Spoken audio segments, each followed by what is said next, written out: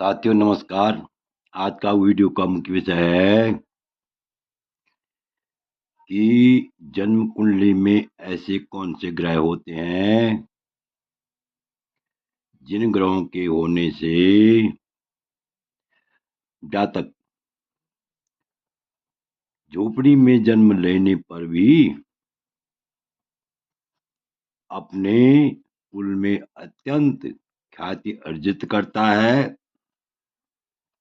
ऐसे कौन से ग्रह होते हैं जिन ग्रहों के कुंडली में होने से जातक अत्यंत भाग्यवान बनता है, धनवान बनता है, विद्वान बनता है, यशस्वी बनता है और गरीब से गरीब घर में जन्म लेने पर भी अकूत अचल संपत्ति का मालिक बनता है। तो आज हम इसी विषय पर विस्तार पूर्वक चर्चा करेंगे। इससे पहले मेरा आप लोगों से अनुरोध है कि आपने अभी तक मेरा चैनल सब्सक्राइब नहीं किया तो अवश्य सब्सक्राइब करने का कष्ट कीजिए, वीडियो को लाइक कीजिए, शेयर कीजिए।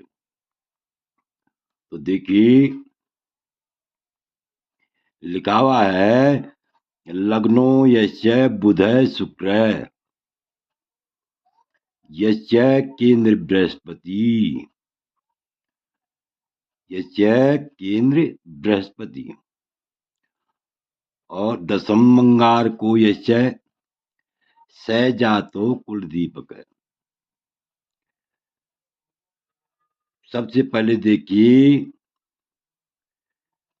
भाव, देखिए कुंडली के भाव यानी लग्न, इस भाव को लग्न भी कहते हैं, प्रथम भाव भी कहते हैं। तो लग्न हुआ, चतुर्थ स्थान हुआ, सप्तम स्थान हुआ और दसम स्थान, ये क्या होते हैं? केंद्र के भाव होते हैं, केंद्र के स्थान होते हैं। और इन स्थानों में कोई भी शुभ ग्रह हो तो ये सभी शुभ ग्रह क्या देते हैं? अत्यंत शुभ फल देते हैं, जातक को भाग्यशाली बनाते हैं। और इसके अतिरिक्त नवम और पंचम तथा द्वितीय, तृतीय और एकादश, इन भावों में यदि शुभ ग्रह हो तो ये ग्रह भी जातक को अत्यंत शुभ फल देते हैं। देखिए लिखा हुआ है लग्नो यस्य बुध शुक्र, मतलब लग्न हुआ, द्वितीय हुआ, तृतीय भाव हुआ, चतुर्थ भाव हुआ, पंचम भाव हुआ, षष्ठ भाव हुआ, सप्तम भाव हुआ, अष्टम भाव हुआ, नवम भाव हुआ, दसम भाव हुआ और एकादश भाव हुआ, द्वादश भाव हुआ।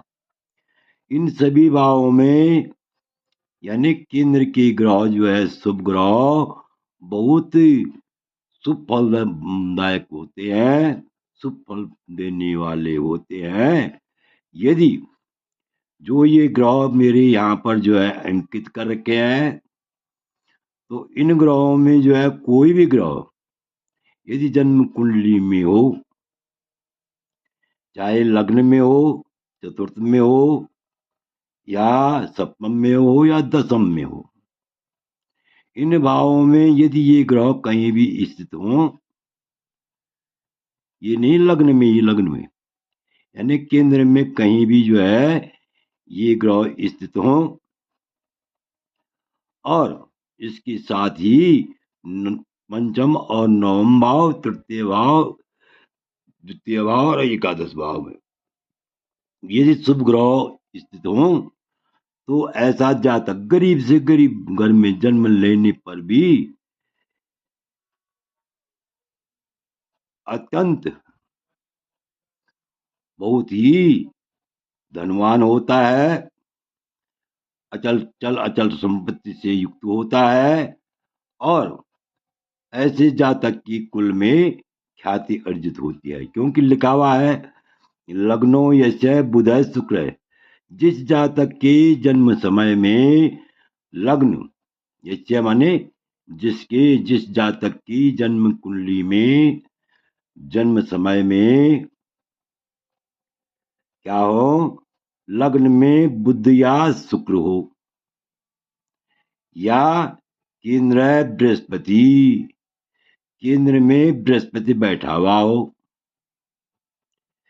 केंद्र कहते हैं लग्न हुआ, चतुर्थ हुआ, और सप्तम हुआ, और दसम हुआ, तो इन भावों को केंद्र कहते हैं। या तो क्या होना चाहिए, लग्नो यस्य बुध शुक्र, बुध और शुक्र लग्न में हो, या केंद्र में बृहस्पति हो। आप समझ गए होंगे, केंद्र के भावों को समझ गए होंगे। और दसम मंगार को यश्य, जिसका क्या हो, या तो क्या हो 10वां मंगल हो, दसम स्थान में क्या हो, मंगल हो।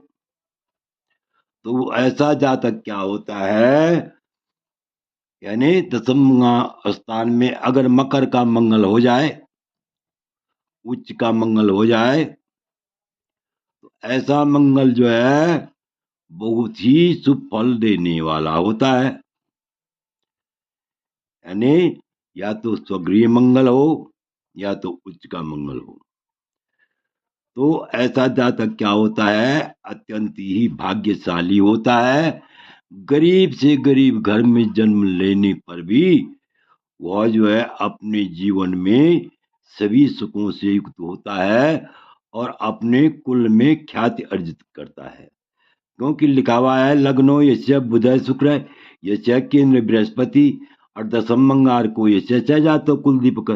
जिस जातक का लग्न में बुध और शुक्र हो, केंद्रवर्ती बृहस्पति हो, 10वां मंगल हो, तो ऐसा जातक जो है क्या होता है, कुल में ख्याति अर्जित करता है, अपने कुल में अत्यंत प्रसिद्ध होता है।